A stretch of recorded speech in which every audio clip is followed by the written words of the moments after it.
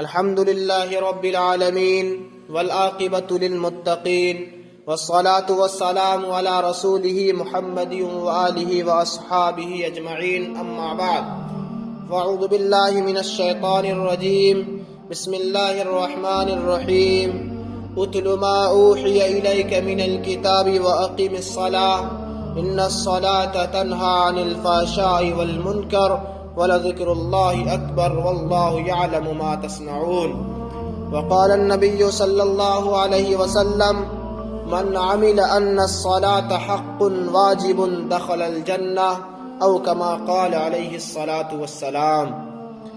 غنیمت سمجھ جو ہے زندگی تم کرو اس میں خدا کی بندگی. غنیمت سمجھ جو ہے زندگی تم کرو اس میں خدا کی بندگی.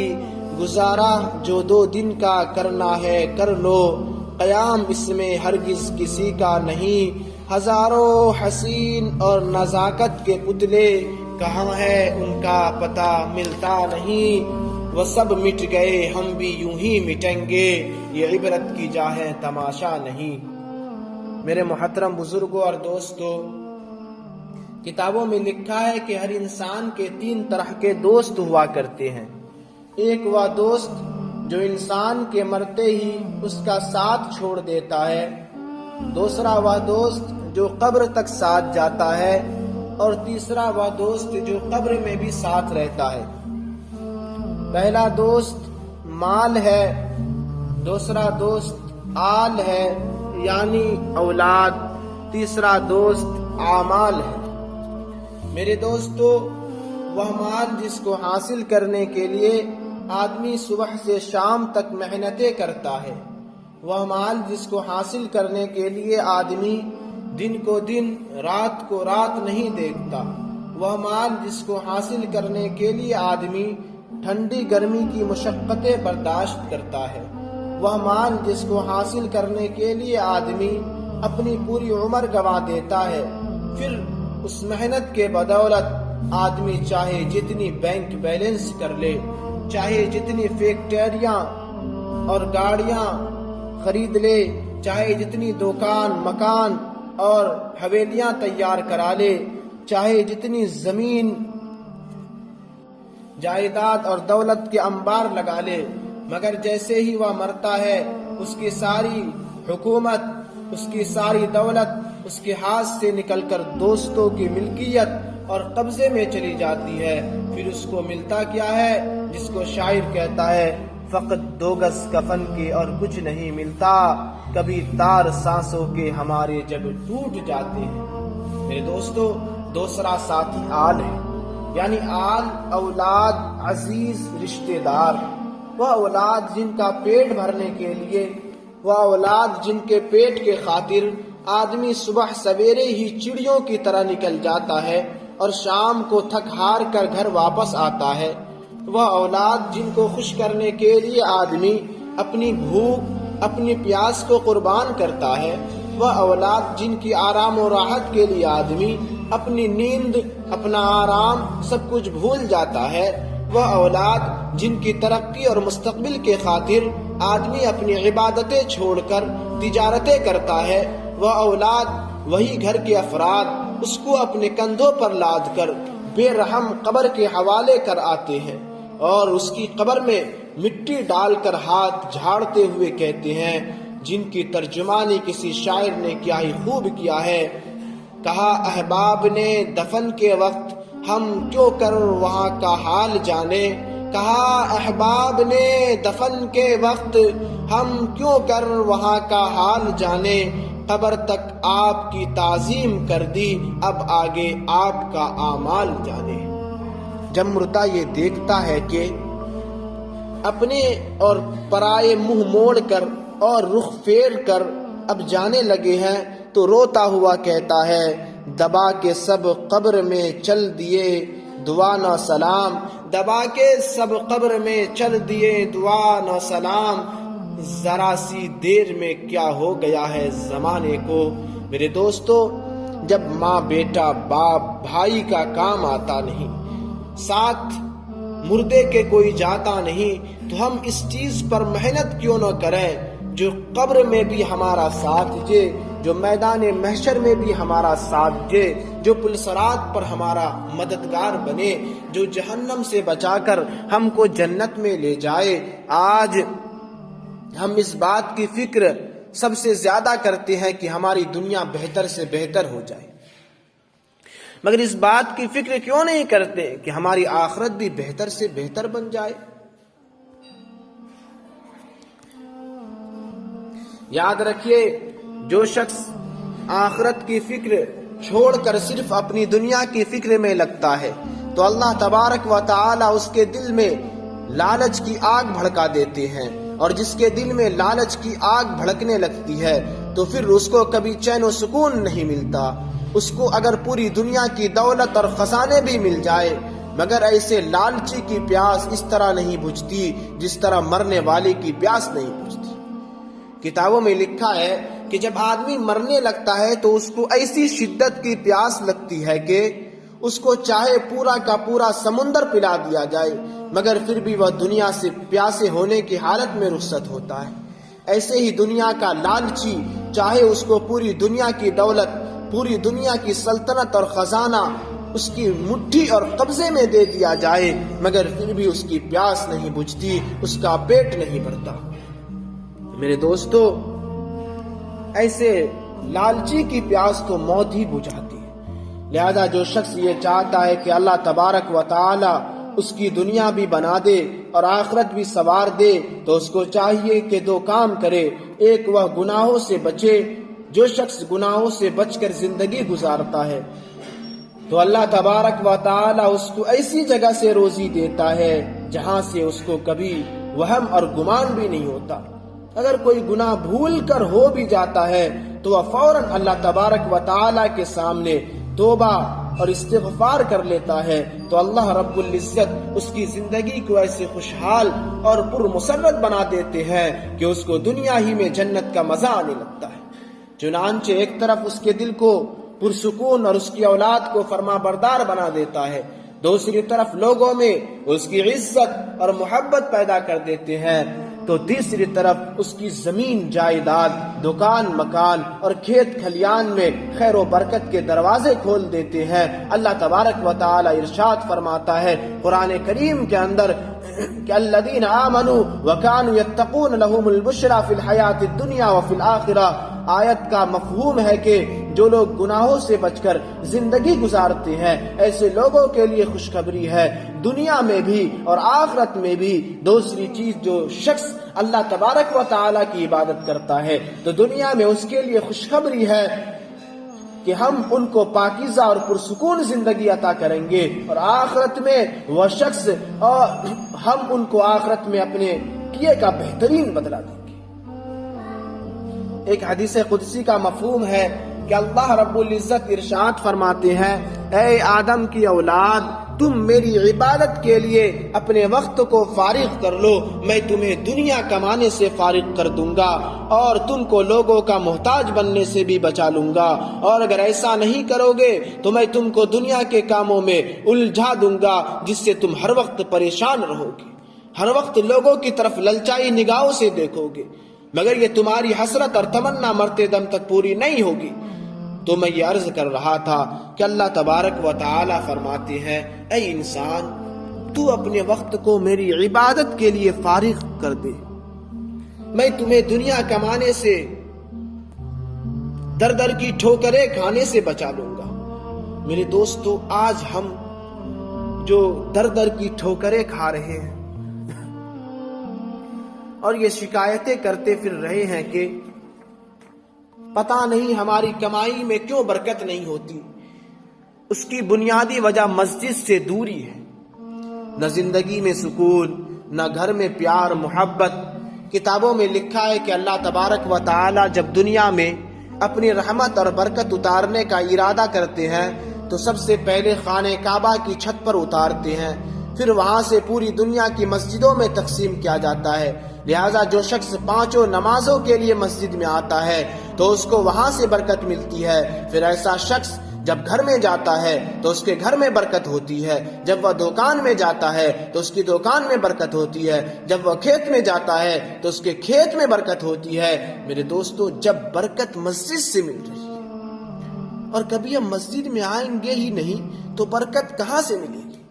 میرے دوستو، اللہ تبارک و تعالی نے اپنے بندوں کو نماز جیسی عبادت اسی لیے دی ہے تاکہ میرے بندوں کو چین و سکون کی زندگی حاصل ہو، ان کی آتما کو شانتی ملے، ان کے جان و مال اور عمر میں برکت پیدا ہو، اور جب ان کو کوئی پریشانی ہو تو نماز پڑھ کر اللہ تبارک و تعالی سے اپنی پریشانی دور کرائے۔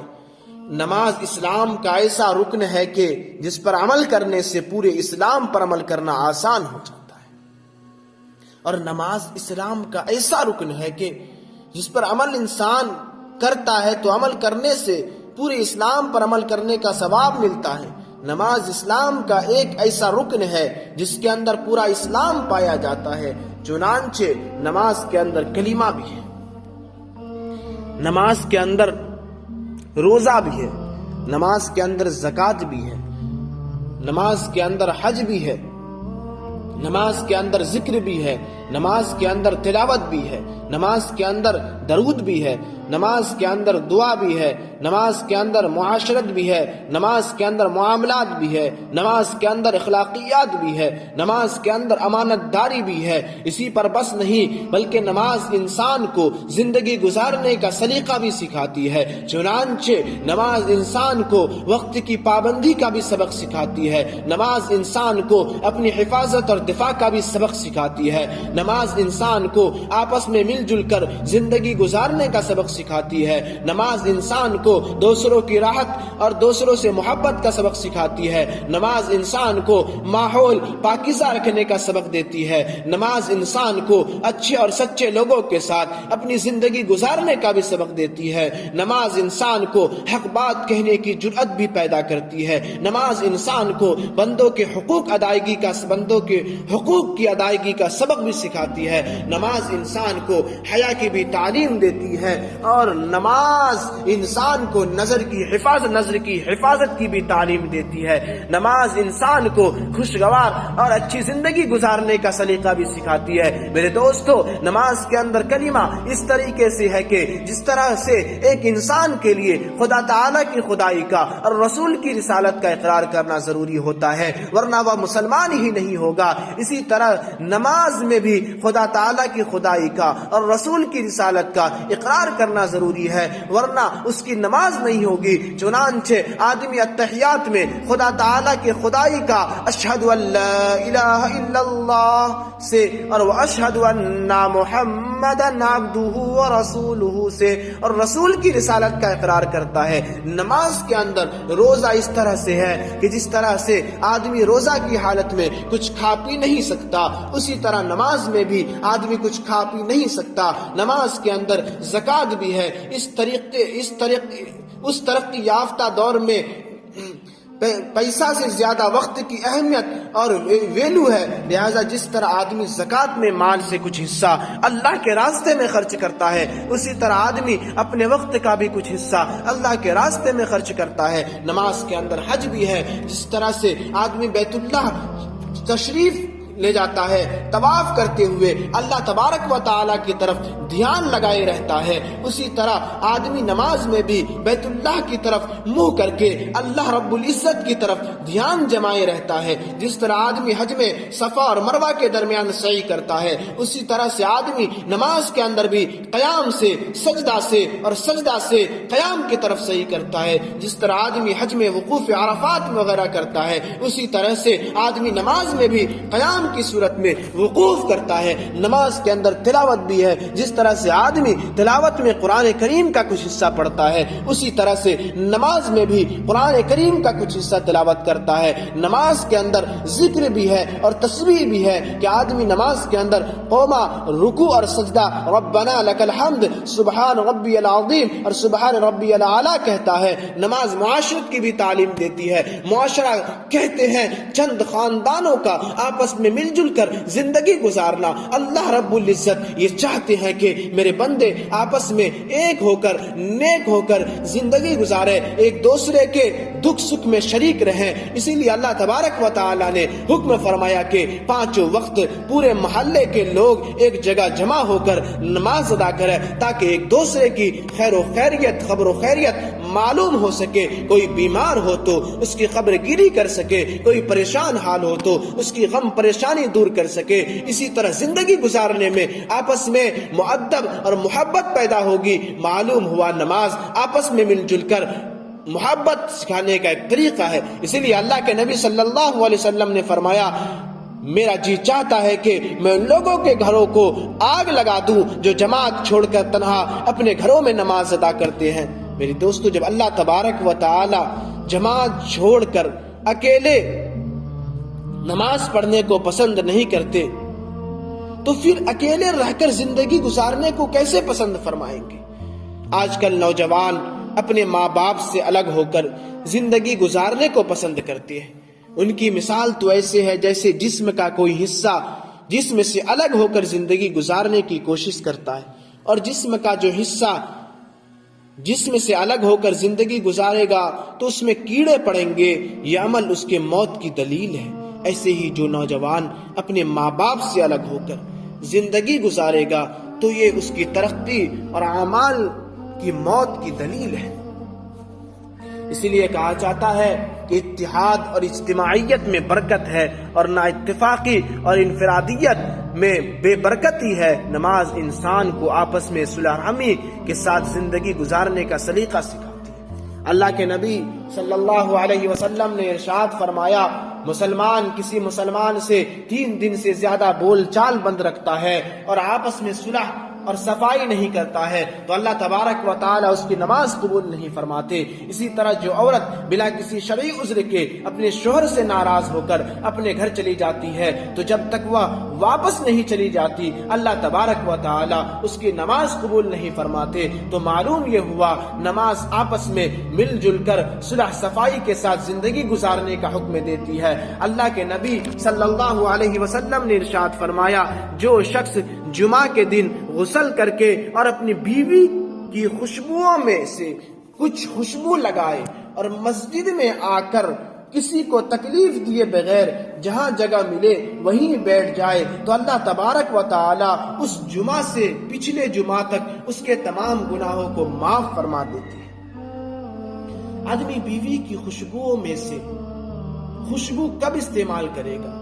جب اس کے ساتھ بولتا ہو، دونوں ایک دوسرے سے خوش ہوں۔ اگر دونوں میں ہر وقت لڑائی رہتی ہو، ہر وقت اردو کی 24 بجائے انگریزی کی 26 کی طرح رہتے ہوں کہ اردو کی 26 میں 2 اور 6 کا منہ ایک دوسرے کے سامنے ہوتا ہے، اور انگریزی کی 26 میں 2 کا منہ ادھر اور 6 کا منہ ادھر ہوتا ہے اور ادھر ہوتا ہے۔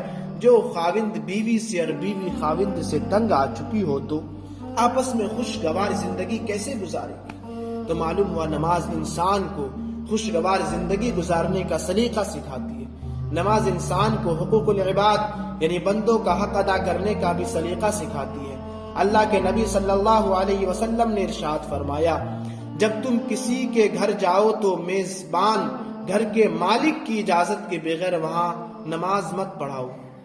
اسی طرح جب تم کسی مسجد میں جاؤ تو امام کی اجازت کے بغیر امامت مت کرو۔ تو معلوم ہوا نماز ہمیں حقوق العباد کی بھی تعلیم دیتی ہے۔ جہاں جس کا حق ہو اس کے حق کو ادا کرنے کی کوشش کرو۔ ماں ہے تو اس کے حق کو ادا کرنے کی کوشش کرو، بیوی ہے تو اس کا حق ادا کرنے کی کوشش کرو، بیٹی کا حق اپنی جگہ مسلم ہے۔ تو معلوم ہوا نماز ہمیں بندوں کا حق یعنی حقوق العباد کی بھی تعلیم دیتی ہے۔ نماز آدمی کو امانت داری کی بھی تعلیم دیتی ہے۔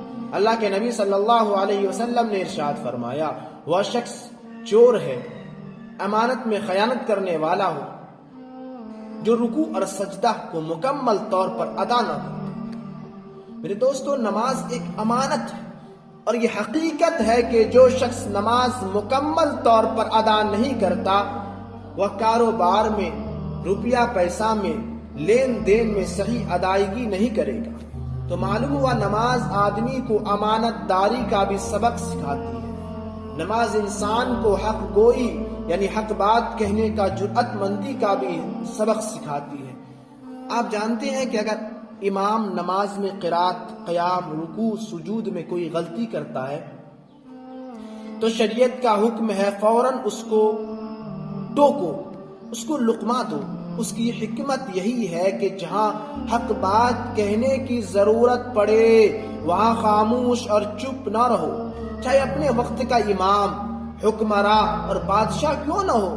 تو معلوم ہوا نماز انسان کو حق گوئی کا بھی سبق سکھاتی ہے. نماز انسان کو نظر کی حفاظت کرنے کا سبق سکھاتی ہے.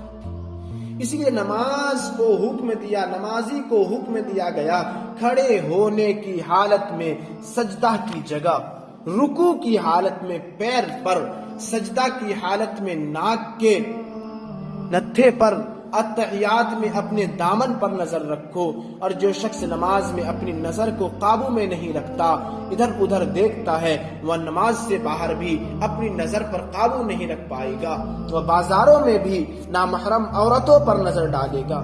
یہ بات یاد رکھیے کہ جو شخص کسی عورت کے ساتھ ایک مرتبہ بد نظری کرتا ہے تو اس کے دل سے 3 دن کا خشوع خضوع نکال لیا جاتا ہے. یہی وجہ ہے کہ نماز تو ہم پڑھتے ہیں مگر نماز کے اثرات دل میں نہیں پڑ رہے. اور یہ بات بھی یاد رکھیے جو شخص اپنی نظر کو قابو میں نہیں رکھ پاتا وہ اپنے دل کو بھی قابو میں نہیں رکھ پائے گا. اللہ کے نبی صلی اللہ علیہ وسلم نے ارشاد فرمایا میری امت میں سے کسی نہ کسی شخص کو صرف اسی بنا پر اندھا کر دیا جائے گا جو نامحرم عورتوں کو دیکھتا ہے، ہر وقت تانک جھانک لگائے رہتا ہے. تو معلوم ہوا نماز ہمیں نظر کی حفاظت کی بھی تعلیم دیتی ہے، نماز ہمیں شرم و حیا کی بھی تعلیم دیتی ہے.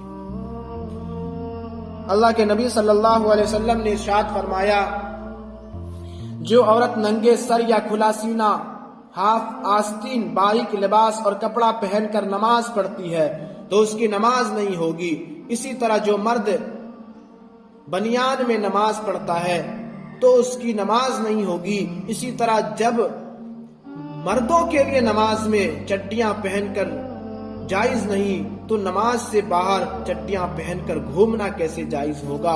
میرے دوستو جب نماز کی حالت میں بے پردہ رہنا، ننگے سر یا باریک لباس پہننا اللہ تبارک و تعالی کے نزدیک جائز نہیں تو نماز سے باہر بازاروں میں بے پردہ گھومنا کیسے جائز ہوگا. تو معلوم ہوا نماز شرم و حیا کی بھی تعلیم دیتی ہے. نماز انسان کو وقت کی پابندی کی بھی تعلیم دیتی ہے. چنانچہ شریعت کا حکم ہے کہ جب جماعت کا وقت ہو جائے تو کسی کا انتظار کیے بغیر جماعت کھڑی کر دی جائے. تو معلوم ہوا کہ نماز ہمیں یہ سکھاتی ہے جس کام کا جو وقت مقرر کیا جائے وہ کام اسی وقت میں کر لیا جائے. نماز ہمیں صفائی ستھرائی کا بھی حکم دیتی ہے. چنانچہ قرآن کریم میں اللہ تبارک و تعالی ارشاد فرماتے ہیں اے آدم کی اولاد تم مسجد میں حاضری کے وقت زیب و زینت اختیار کرو، یعنی جب تم نماز کے لیے مسجد میں جاؤ تو صاف ستھرے کپڑے پہن کر جاؤ. اسی طرح نماز ماحول اور فضا کو بھی صاف ستھرا رکھنے کا سبق دیتی ہے.